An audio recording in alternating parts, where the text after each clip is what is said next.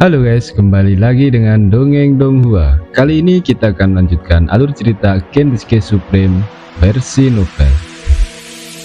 Di cerita sebelumnya, Tanjun telah berhasil membunuh Lu Yi dan Han Yong, dan dia akan kembali ke gerbang abadi untuk mencari jejak pasukan bayangan yang telah menyerang Shen Qinfeng dan juga Shen Zubing. Apa yang akan terjadi selanjutnya? Langsung saja kita ke alur ceritanya.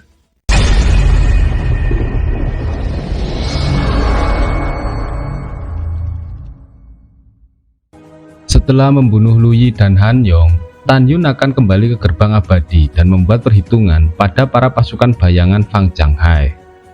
Tanjun dipenuhi dengan niat membunuh yang dingin. Dia menyimpulkan bahwa karena seseorang telah melukai Shen Zubing, kepala divisi dari gerbang abadi, Master Sekte, dan paman kakek tidak akan ikut campur. Ini cukup untuk menunjukkan bahwa Master Sekte dan barang antik tua telah diam-diam memutuskan untuk tidak ikut campur tangan satu sama lain. Dengan begini, Tanjun bisa membunuh orang secara diam-diam tanpa rasa takut. 1 bulan yang lalu, Dante Swansong sebagai Master Sekte memanggil barang antik tua ke kuil Guangfu. Dante Swansong menyatakan apakah itu pertempuran 9 divisi di masa lalu ataupun 10 divisi di hari ini. Semua yang berada di gerbang suci, gerbang abadi, dan gerbang dalam, mereka akan melakukan tindakannya masing-masing. Kekuatan sekte apapun di atas kepala gerbang suci tidak boleh ikut campur. Siapa yang berani bertindak secara pribadi akan menanggung resikonya. Pada saat yang sama di dojo berjasa, lantai 108 pagoda ruang dan waktu kelas tertinggi, 3 hari telah berlalu sejak Tanjun memasukkan Shen Zubing ke dalam menara. Dan waktu di dalam menara sudah 2 bulan. Setelah Shen Zubing meminum pil penyembuh, lukanya telah sembuh kecuali wajahnya yang masih pucat. Dia membuka matanya perlahan, melihat sekeliling yang aneh dan kosong. Dia bertanya, "Di mana aku?" "Guru, kamu sudah bangun." Nanggung Ruksue yang sedang duduk bersila bangkit dengan gembira dan mendatangi Shen Zubing. "Guru, Anda sekarang berada di menara ruang waktu." Shen Zubing pun bingung dan dia bertanya kepada Nanggung Ruksue. Lalu Nanggung Ruksue menjelaskan bahwa Tanjun yang membawa Shen Zubing ke menara ruang waktu, dan untuk sementara Tanjun akan mengambil alih kekuasaan Shen Zubing. "Guru, sebelum saudara Tan pergi, dia meminta murid untuk memberitahu Anda bahwa Anda dapat dengan tenang melakukan penerobosan. Dia akan mengelola divisi berjasa untuk saat ini," ucap Nanggung Ruksue. Shen Zubing memiliki sedikit rasa manis di hatinya. Dia mengangguk. Jika dia tidak mengetahui detail Tanjun, dia tentu akan bertanya-tanya, apakah maksud Tanjun sementara berkuasa untuk tujuan lain. Namun, saat ini Shen Zubing sudah mengetahui Tanjun adalah gurunya. Dalam hal ini, dia tahu bahwa Tanjun melakukan ini untuk kebaikan Shen Zubing. Pada saat yang sama, dia juga memahami bahwa hanya dengan meningkatkan kekuatannya secepat mungkin, dia dapat melindungi divisi berjasa dengan baik. Lalu Nanggung Ruksue berkata, "Guru, karena larangan menara ruang waktu, 1 orang hanya dapat berlatih di lantai pertama menara. Sekarang aku akan pergi ke lantai 107 untuk berlatih. Saya berharap Anda mendapat terobosan lebih awal." "Ya, pergilah sekarang," senyum muncul di wajah pucat Shen Zubing. Nanggung Ruksue berbalik dan mengambil 2 langkah. Tiba-tiba, dia berbalik. Dia ingin mengatakan sesuatu, tetapi tidak jadi. "Ruksue, ada apa?" tanya Shen Zubing. "Guru, Anda membiarkan kakak Tan mengelola divisi berjasa. Apakah Anda benar-benar tenang?" tanya Nanggung Ruksue. Shen Zubing lalu menjawab, "Tenanglah, aku masih di sini. Percayakan semuanya pada Tanjun." Setelah Nanggung Ruksue mendapat jawaban itu, dia segera pergi. Shen Zubing memikirkan Tanjun dengan sedikit kasih sayang di matanya yang indah. Segera ada senyum masam di wajahnya yang memukau. "Kadang-kadang, aku sangat iri pada mendiang istri Tanjun." Shen Zubing menarik nafas dalam-dalam, duduk bersila dan secara bertahap mencapai keadaan di mana hatinya seperti air yang tenang dan mulai menghirup energi spiritual dunia. Keesokan paginya di divisi pil gerbang abadi, tepatnya di aula Tang Zunxian, Tan Xingying yang sedang berkultivasi di kamar kerja di lantai 2 didatangi oleh suara hormat dari luar. "Ketua, ada sesuatu yang penting untuk dilaporkan." Tan Xingying membuka matanya. "Ketua kelima, masuklah." Kemudian Chen Shuiyu masuk membungkuk dan berkata, Ketua keempat dan Diaken Han dari Aula Penegak Hukum telah meninggal tadi malam. 1 jam yang lalu bawahan mengetahui bahwa lampu kehidupan keduanya telah mati. Dan juga tadi malam ada seseorang yang melihat mereka meninggalkan alam rahasia divisi pil bersama-sama. Mendengarkan berita itu, Tan Xingying sangat terkejut. Dia lalu mencibir, "Saya tidak tahu siapa yang membunuh keduanya.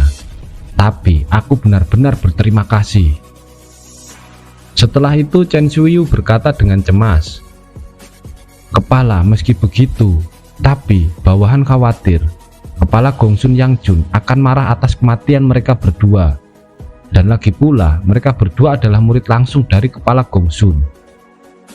Ketika Tang Xingying mendengar ini, dia memikirkan Gongsun Yangjun saat menampar dirinya lebih dari setahun yang lalu.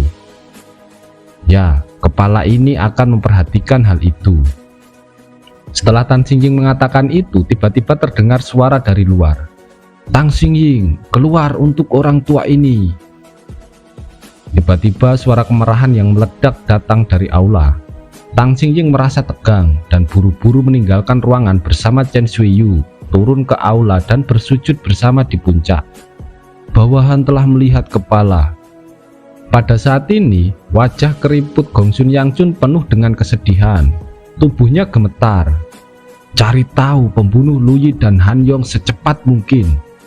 Jika pembunuhnya tidak dapat ditemukan, kamu tidak perlu menjadi ketua divisi pil gerbang abadi lagi." Begitu suara itu jatuh, Gongsun Yangjun naik ke langit, berdiri di langit, dan raungan yang mengguncang seluruh alam rahasia divisi pil terdengar. "Dengarkan semua murid, mulai sekarang siapa yang bisa mendeteksi pembunuh kedua muridku, ketua ini akan memberinya banyak hadiah."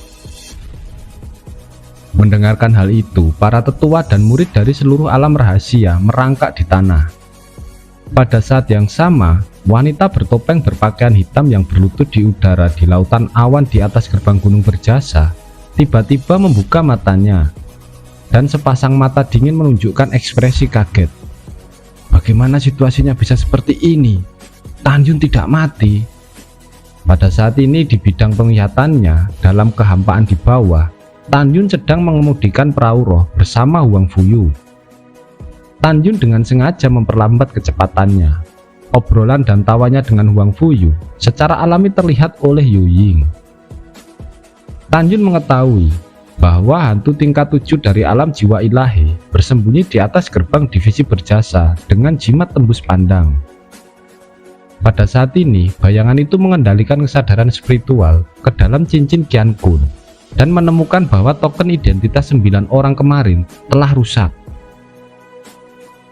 Yu Ying menjadi gelisah. Dia berpikir, dari 9 orang, 8 diantaranya berada di tahap ketiga alam jiwa ilahi, dan 1 berada di tahap kelima alam jiwa ilahi.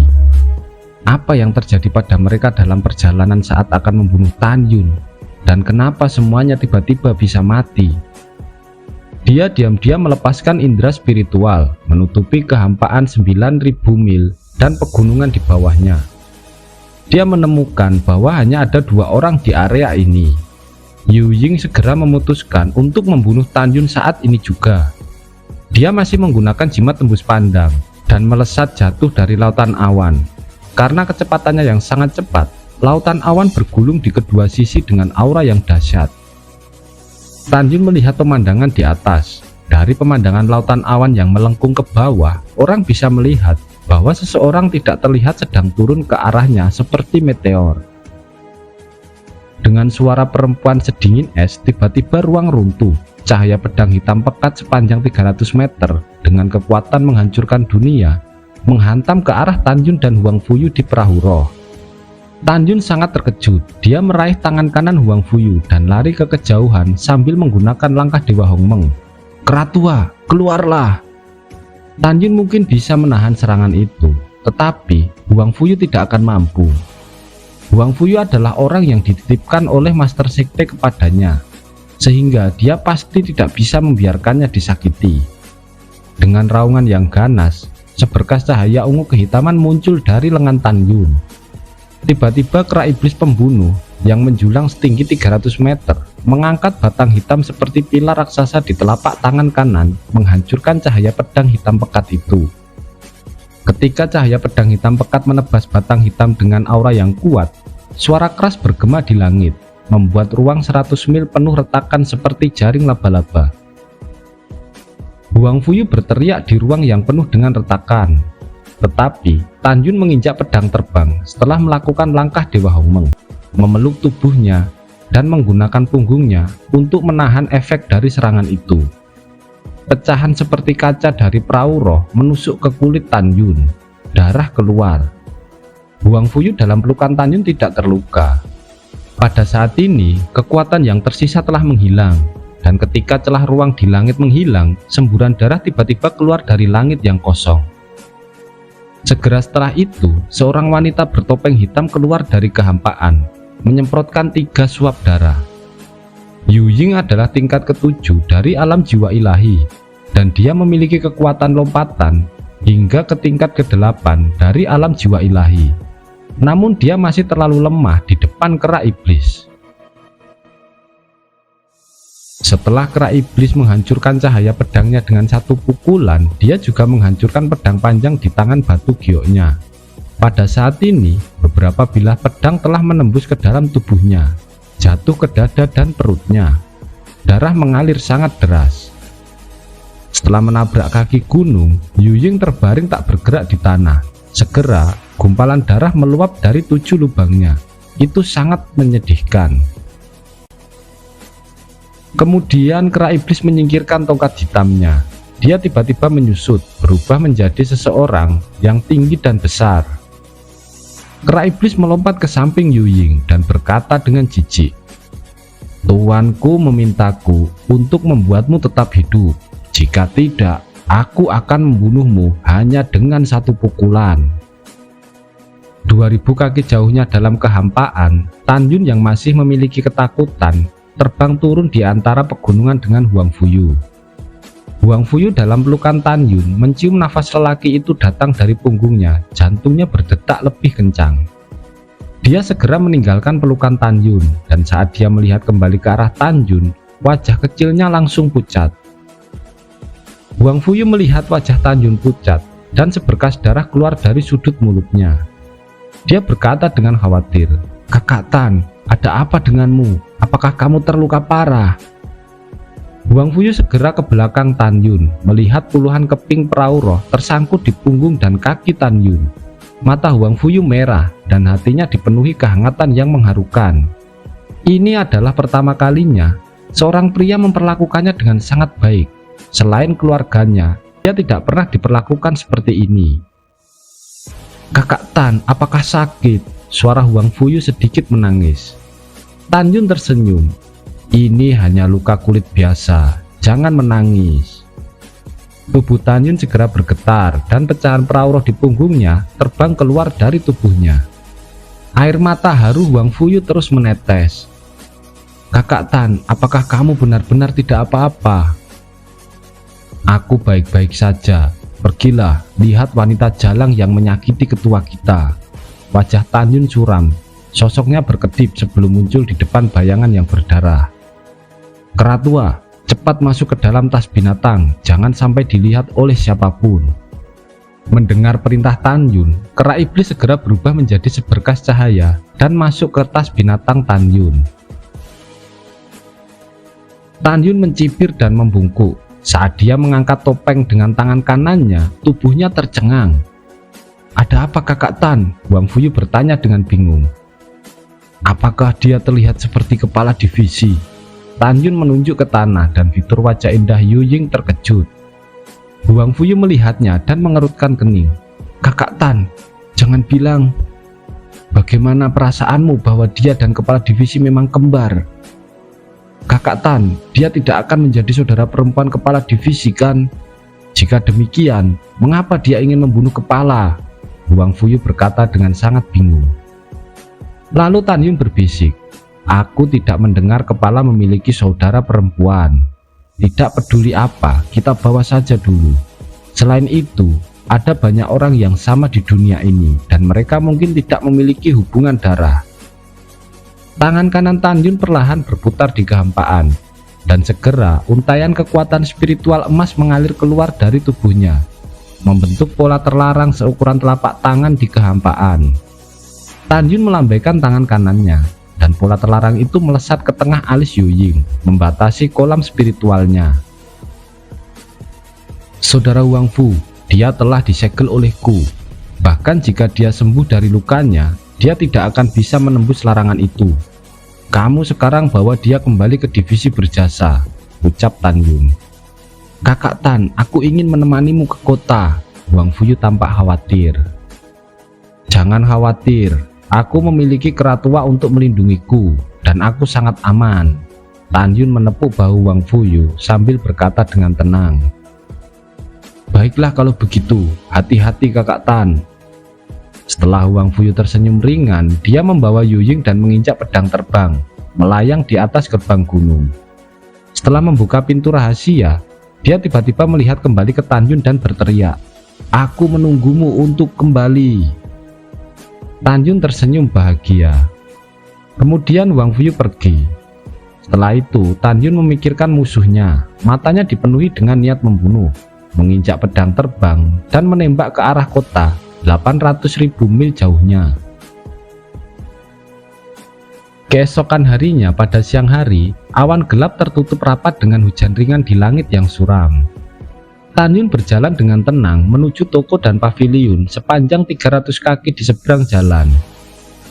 Pada plakat yang tergantung di paviliun, kata-kata paviliun Tongtian ditulis dengan mengesankan. Saat ini, Tan Yun menekan alamnya di tingkat kelima dari alam pemurnian jiwa melalui mata Dewa Hongmeng, dan hanya seorang yang merupakan alam yang lebih tinggi darinya yang dapat melihat tingkat kultivasinya yang sebenarnya. Alasan mengapa Tan Yun menyembunyikannya adalah untuk menarik prajurit bayangan dari kepala divisi senjata setelah menukar batu roh terbaik di paviliun Tongtian. Tan Yun, berhenti! Pada saat ini, suara kemarahan yang keras masuk ke telinga Tan Yun dari belakang. Tan Yun lalu berbalik. Dia melihat ada 6 murid laki-laki mengenakan seragam 5 jiwa. 5 diantaranya berada di alam pemurnian jiwa tingkat 8 dan 1 diantaranya adalah alam pemurnian jiwa tingkat 9. Ada apa kamu memanggilku? Tan Yun mengangkat alisnya, nadanya acuh tak acuh. Murid tingkat 9 dari alam pemurnian jiwa melirik Tan Yun dengan jijik. Aku mendengar bahwa ketika kompetisi besar 9 divisi gerbang dalam, Anda membunuh banyak adik laki-laki dan perempuan dari divisi 5 jiwa gerbang dalam. Aku sedang dalam suasana hati yang buruk. Jangan menggangguku. Mata Tan Yun memancarkan sedikit cahaya dingin. Dia berbalik dan kembali berjalan menuju paviliun Tongtian di seberang jalan. Murid laki-laki dari divisi 5 jiwa itu berteriak dan kembali meminta Tan Yun untuk berhenti. Tan Yun lalu menolehnya dan memberitahunya bahwa dia tidak hanya membunuh murid dari 5 jiwa, tetapi juga membunuh murid dari jiwa suci dan jiwa binatang. Setelah itu Tan Yun kembali berjalan dengan santai. Kemudian murid dari 5 jiwa bernama Lu Feng meminta Cai Lang untuk mematahkan kaki Tan Yun. Cai Liang menganggukkan kepalanya. Dia segera muncul di belakang Tan Yun dengan cahaya yang ganas dan kehampaan yang bergetar. Dengan seluruh kekuatannya, dia menendang kaki kanan Tan Yun dengan kasar. Tanpa menoleh ke belakang, Tan Yun tiba-tiba menendang kaki kanannya dan kaki kanannya tepat mengenai lutut dari kaki kanan Cai Liang.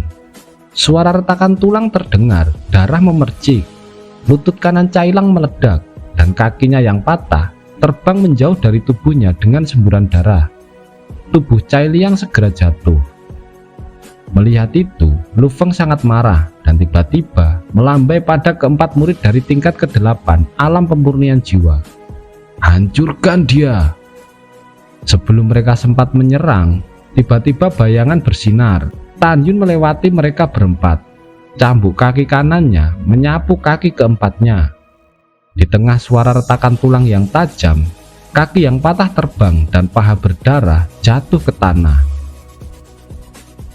4 orang yang kehilangan kakinya terbang 30 kaki di udara sebelum dia jatuh di luar toko di sisi kiri jalan. 4 orang dengan kaki patah meratap dan berguling-guling di tengah hujan. Teriakan itu seperti badai petir yang meledak di kota. Apa yang telah terjadi? Seorang murid dari dalam toko keluar kebingungan. Setelah beberapa tarikan nafas, ada ribuan orang berdiri di jalan-jalan yang bersilangan menyaksikan Tan Yun yang berjalan selangkah demi selangkah. Ketika salah satu dari ribuan murid menemukan bahwa itu adalah Tan Yun, 2 murid dari 5 jiwa, 1 murid dari jiwa suci, dan 3 murid dari jiwa binatang menatap Tan Yun dengan ganas dan pergi dengan diam-diam dari kerumunan penonton.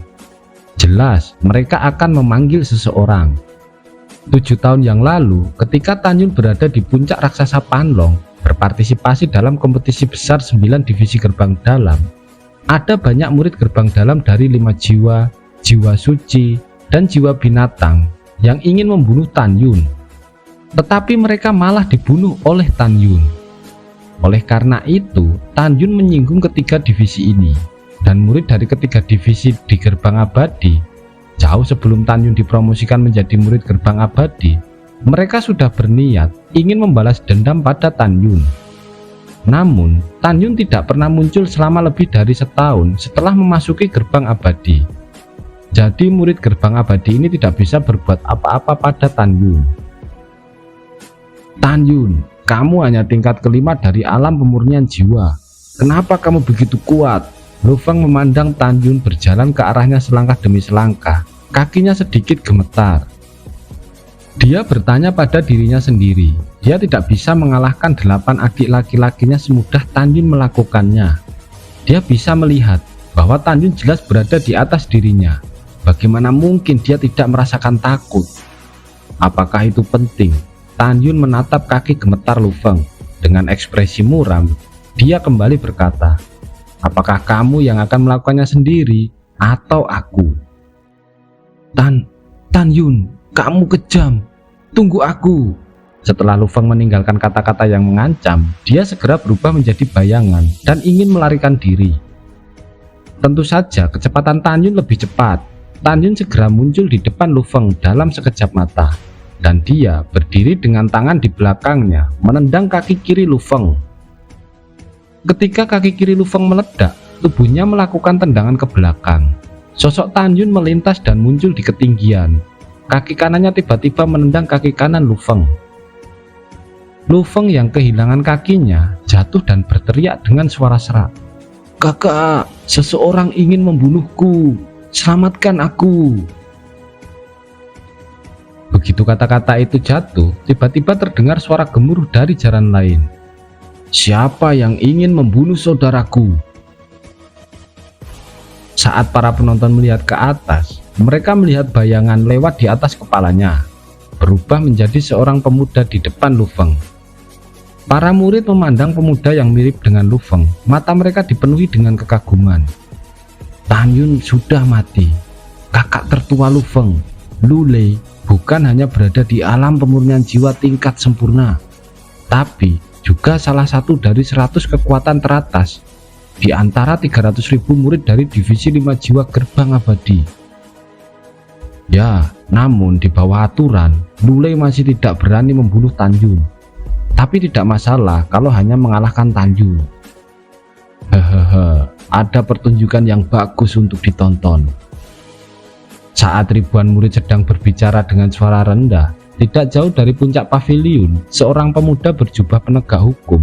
Wajahnya yang tampan mengungkapkan arti mengendalikan seluruh situasi. Orang ini tidak lain adalah murid langsung dari tetua penegak hukum gerbang abadi, Xiao Yuan, yang berada di alam pemurnian jiwa tingkat sempurna. Kekuatan pertama di antara 30.000 murid penegak hukum di gerbang abadi, dan di antara 2 juta murid di seluruh gerbang abadi, dia menempati urutan ke-98. Kakak Xiao, karena guru meminta kita untuk membunuh Tan Yun, mengapa kita tidak menangkapnya sekarang karena kejahatan Tan Yun? Dan kemudian, pada saat ini seorang murid penegak hukum yang kekar di belakang Xiao Yuan, Xia Xiong, memotong perkataan itu. Lalu Xiao Yuan berkata dengan tenang, "Saudara muda Xia, jika orang lain dapat membunuh Tan Yun, semut ini, mengapa kita harus mengotori tangan kita sendiri?" Xia Xiong menyeringai dan berkata, "Tan Yun ini sekarang muncul di kota dan ada terlalu banyak orang yang ingin membunuhnya. Kota dagang gerbang abadi untuk Tan Yun itu adalah sarang harimau." Pada saat yang sama di pavilion Tong Tian di seberang jalan di belakang Tan Yun, seorang lelaki tua berambut abu-abu melihat sosok Tan Yun. Kilatan niat membunuh melintas di matanya. Orang ini adalah bendahara pavilion Tong Tian yang dijuluki orang yang tahu segalanya. Dan pada saat yang sama dia juga seorang lelaki tua yang terkenal baik hati serta suka membantu orang lain. Adapun identitas dan latar belakangnya, para murid tidak mengetahuinya. Pada saat ini Lu Lei menatap Lu Feng dalam genangan darah dan memeluk Lu Feng dengan marah dan sedih. "Siapa yang menyakitimu seperti ini?" Darah mengalir dari hidung dan air mata Lu Feng dan menunjuk ke Tan Yun tidak jauh dari sana. "Kakak, dialah yang menyakitiku." Lu Lei berbalik dan ketika dia melihat Tan Yun, dia mengertakkan giginya dan berkata, "Kamu hanya semut dari alam pemurnian jiwa tingkat kelima, mengandalkan kemampuan untuk melompati tantangan hanya..." Tanpa menunggu kata-kata Lu Lei selesai, Tan Yun mencibir dan memotongnya. "Dengarkan dengan jelas, aku tidak ingin membunuh. Kalian bisa segera pergi dari hadapanku. Aku bisa memperlakukanmu seolah-olah kamu belum mengatakan apapun saat ini." Begitu kata-kata ini keluar, ribuan murid memandang Tan Yun dengan senyum di wajah mereka. Salah satu murid dari divisi 5 jiwa mencibir, "Ada begitu banyak orang hari ini. Lihat ini, Tan Yun benar-benar tidak mengetahuinya." Sebelum ucapan itu selesai, seorang murid itu tiba-tiba berhenti. Tan Yun yang masih 300 kaki jauhnya pada saat sebelumnya telah muncul di depan murid itu dan tangan kanannya mencekik leher murid itu. Tan Yun memandang ke semua orang. Dia mengangkat murid itu dengan tangan kanannya, melemparkan ke tanah dan meringkuk ke tanah kesakitan. Semua orang memandang Tan Yun sedikit takut dan berhenti mengejek Tan Yun. Saat ini ekspresi Lu Lei suram dan dia dengan lembut menempatkan Lu Feng di tanah. "Adik, jangan khawatir, kakak akan membalaskan dendamu." "Ya." Lu Feng menyeka air matanya dan mengangguk.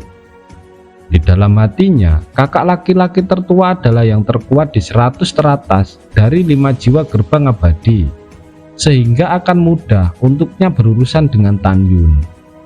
Dan pada saat yang sama, alasan mengapa dia berani bersikap sombong kepada Tan Yun juga karena dia memiliki kakak laki-laki yang begitu kuat. Lu Lei menunjuk Tan Yun dengan marah. "Tan Yun, kamu menyakiti saudara keduaku. Jika kamu tidak memberiku penjelasan yang memuaskan hari ini, kamu tidak akan pergi dengan selamat." Wajah Tan Yun tiba-tiba menjadi dingin, dan dengan kasar dia melewati ketinggian rendah dengan suara ledakan udara, melemparkan tinjunya ke dada Lu Lei. "Aku tidak tahu apa yang bisa kau lakukan." Lu Lei tidak menggunakan senjata ajaib apapun. Menurutnya, dia akan menahan pukulan Tan Yun dengan sangat mudah. Segera seberkas kekuatan guntur yang terang melilit lengan kanan Lu Lei. Tangan kanannya membawa kekuatan guntur dan menuju ke arah Tan Yun. Ketika kedua tinju itu saling menyerang, tinju kanan Lu Lei pecah berkeping-keping. Kekuatan guntur yang melingkari lengan kanannya dengan cepat runtuh. Seluruh lengan kanan tidak dapat menahan kekuatan pukulan Tan Yun. Tiba-tiba kulit pecah dan seluruh tulang dengan lengan kanan hancur setiap incinya. "Ah, kamu hanya tingkat kelima dari alam pemurnian jiwa. Bagaimana kamu bisa begitu kuat?" Lu Lei mengeluarkan aliran darah. Ketika tubuhnya terlempar ke udara, Tan Yun melangkah mendekati tubuhnya dan menepuk dada Lulei dengan telapak tangan kanannya. Lulei membalik tangan kirinya, tiba-tiba cahaya pedang menebas ke arah Tan Yun. Sosok Tan Yun melintas sebelum menghilang di depan Lulei. Hampir pada saat yang sama, dia muncul di sisi kiri Lulei. Cakar kanannya mencengkeram dengan erat tangan kiri Lulei yang memegang pedang. Tan Yun lalu mengerahkan kekuatan dengan 5 jarinya dan meremas tangan kiri Lulei. Kemudian dengan tangan kanannya meraih pedang dan menusuk punggung Lulei ke jantungnya. Dalam teriakan minta tolong Lulei yang tragis, Tan Yun memakukannya ke jalan dengan pedang. Dan ketika menyatu dengan hujan di tanah, warnanya berangsur-angsur memudar. Adegan ini sangat mengejutkan ribuan murid. Mereka tidak dapat memikirkannya. Lulei yang berada di peringkat 100 teratas dalam kekuatan di 5 jiwa gerbang abadi sangat lemah di hadapan Tan Yun. Gelombang badai muncul di hati semua orang. Xiao Yuan di bagian atas pavilion memandang Tan Yun dengan sedikit penghinaan di mulutnya. Menarik. Lulei yang dipaku ke tanah dengan pedang menatap Tan Yun dengan ketakutan. Tan Yun, ada aturan, kamu tidak bisa membunuhku. Jika aku ingin membunuhmu, pedang ini tidak akan meleset. Ingat, jika bertemu denganku di masa depan, jangan menggangguku. Kalau tidak, lain kali kamu tidak akan seberuntung ini. Ucap Tan Yun dengan mencibir dan menginjak wajah Lulei. Tiba-tiba anak panah mengarah ke kepala Tan Yun dan melesat ke bebatuan 100 meter jauhnya di belakang Tan Yun. Jika bukan karena Tan Yun menghindar dengan waktu yang tepat, anak panah itu akan menembus alis Tan Yun.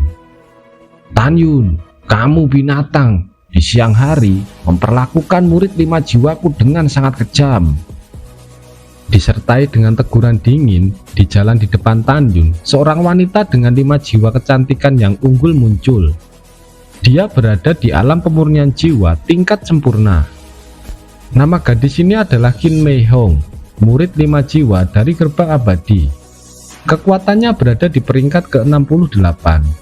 Di belakang wanita itu ada 6 murid wanita yang juga berada di alam pemurnian jiwa tingkat sempurna. Tan Yun mengangkat jarinya dan dengan lembut membelai luka di pelipisnya. Kemudian dia meletakkan jarinya di depannya dan melihat darah di jari itu. Matanya semakin dingin. Pada saat yang sama, Tan Yun merasakan lukanya. Perasaan aneh dengan cepat menyatu ke dalam pikirannya, mengikis jiwanya. Jelas, anak panah memiliki kekuatan untuk membunuh jiwa orang lain. Jika bukan karena kekuatan jiwa Tan Yun menjadi sekuat tahap kedua alam jiwa ilahi, maka jiwanya akan terkikis dan musnah. Wanita ini kejam. Dia ingin membunuh dengan satu pukulan saat dia menembakkan panah.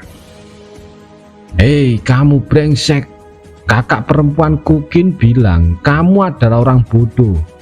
Seorang murid perempuan di belakang Qin Mei Hong memandang Tan Yun sambil tersenyum. Hal yang sama berlaku untuk 5 murid perempuan lainnya. Kamu sendiri yang mencari kematian, jangan salahkan aku. Tan Yun mencibir di dalam hatinya, dan kalimat berikutnya membuat semua murid yang menonton di tempat terkejut untuk sementara. Tan Yun menarik nafas dalam-dalam dan berkata dengan lantang, aku tahu murid di antara kalian atau di sudut tertentu ingin membunuhku. Aku akan memberimu kesempatan, tapi hanya hari ini. Ekspresi Tan Yun tenang dan keji. Aku akan menunggu kalian semua yang ingin membunuhku di panggung hidup dan mati. Hidupku ada di sana. Setelah itu, Tan Yun menunjuk ke Qin Mei Hong dan mengucapkan, terutama kamu Jalang. Qin Mei Hong tersenyum marah. Tan Yun, jangan banyak bicara, aku akan mengambil hidupmu. Lalu Tan Yun segera menginjak pedang terbang dan terbang menuju panggung hidup dan mati sejauh 30 mil. Ribuan penonton murid mengikuti Tan Yun dengan pedang mereka. Pergi dan bunuh dia. Wajah merah Qin Mei Hong sangat dingin, memimpin 6 juniornya dan terbang menuju panggung hidup dan mati. Sementara di puncak paviliun, murid penegak hukum Xiao Yuan matanya mengungkapkan kegembiraan yang tak terbendung. Saudara muda Xia, karena sekarang adalah kesempatan untuk membunuh Tan Yun dengan cara yang adil, kita tidak boleh melewatkannya. Kita berani pergi dan membunuh Tan Yun terlebih dahulu. Pada saat itu, Tuan dan para tetua akan memberi kita hadiah yang banyak. Setelah beberapa saat, di panggung hidup dan mati terletak di pusat kota.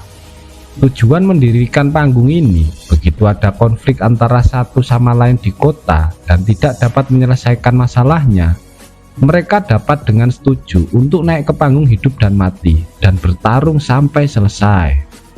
Tan Yun menginjak pedang terbang ke atas panggung hidup dan mati. Kemudian setelah sampai, dia segera menyingkirkan pedang terbang harta karun kelas terbaik dengan atribut angin di bawah kakinya. 7 murid perempuan Qin Mei Hong menginjak pedang terbang dan berdiri menghadap Tan Yun. Tan Yun, ayo mulai. Saat Qin Mei Hong menatap Tan Yun dengan dingin, beberapa suara terdengar dari langit. Tunggu, hitung aku dan kita. Kalau begitu tambahkan kami. Hahaha, aku akan datang juga. Segera setelah itu, seorang murid laki-laki dari divisi jiwa binatang bernama Yu Jianfei jatuh di panggung hidup dan mati. Segera, 2 murid laki-laki dari divisi pil gerbang abadi, 3 murid jiwa suci, dan murid penegak hukum Xiao Yuan serta Xiao Xiong juga menginjak pedang terbang muncul dengan menakjubkan di panggung hidup dan mati mengelilingi Tan Yun. Saat ini, pertempuran yang menentukan antara Tan Yun dan yang lainnya secara bertahap menyebar di kota. Segera, para murid di jalan-jalan dan toko-toko yang dekat dengan kota bergegas mendengar berita itu. Setelah beberapa tarikan napas, jumlah murid yang menyaksikan pertempuran di antara penonton telah melonjak hingga puluhan ribu. Murid-murid melihat ke-15 orang yang menghadapi Tan Yun di atas panggung. Mereka berbicara, semuanya, Tan Yun pasti akan mati kali ini. Ketika puluhan ribu murid sedang berdiskusi, 15 orang di panggung hidup mati menatap Tan Yun dengan seksama. Semua orang ingin membunuh Tan Yun. Alasannya sederhana, karena Tan Yun telah membunuh banyak murid gerbang dalam dari 5 jiwa, jiwa suci, dan jiwa binatang pada saat 9 divisi gerbang dalam bertanding. Bagi Zhu Zifeng dan Duan Xing dari divisi pil gerbang abadi, itu karena Tan Yun telah keluar dari divisi pil dan merupakan musuh dari divisi pil. Adapun alasan mengapa murid penegak hukum Xiao Yuan dan Xia Xiong membunuh Tan Yun, itu karena Tan Yun menyebabkan penatua penegak hukum gerbang dalam Qiu Yongming dibunuh oleh Master Sekte di depan umum. Hahaha, pertempuran yang menentukan belum dimulai. Sepertinya aku tiba di waktu yang tepat. Tiba-tiba seorang murid divisi senjata dengan 10 murid divisinya dari alam pemurnian jiwa tingkat sempurna terbang ke panggung hidup dan mati dari dalam perahu roh. Nama orang ini adalah Yang Kang. Di antara 180.000 murid divisi senjata gerbang abadi, kekuatannya menempati peringkat 20. Yang Kang menyapu perahu roh dan memelototi Tan Yun. Kamu bajingan. Ketika kamu merekrut murid berjasa di puncak raksasa Panlong di gerbang dalam lebih dari setahun yang lalu, kamu berani membunuh guruku. Hari ini aku akan menghancurkanmu. Gurunya adalah tetua ketiga dari divisi senjata gerbang dalam, Bing Rong. Saat ini di panggung hidup dan mati, jumlah orang yang ingin membunuh Tan Yun telah mencapai 26 orang. Semuanya berada di alam pemurnian jiwa tingkat sempurna. Oke guys, sampai di sini dulu alur cerita kali ini. Kita bertemu lagi di episode selanjutnya. Jangan lupa like, share, dan subscribe. Terima kasih. Sorry ya guys, baru bisa upload. Kemarin masih ada acara.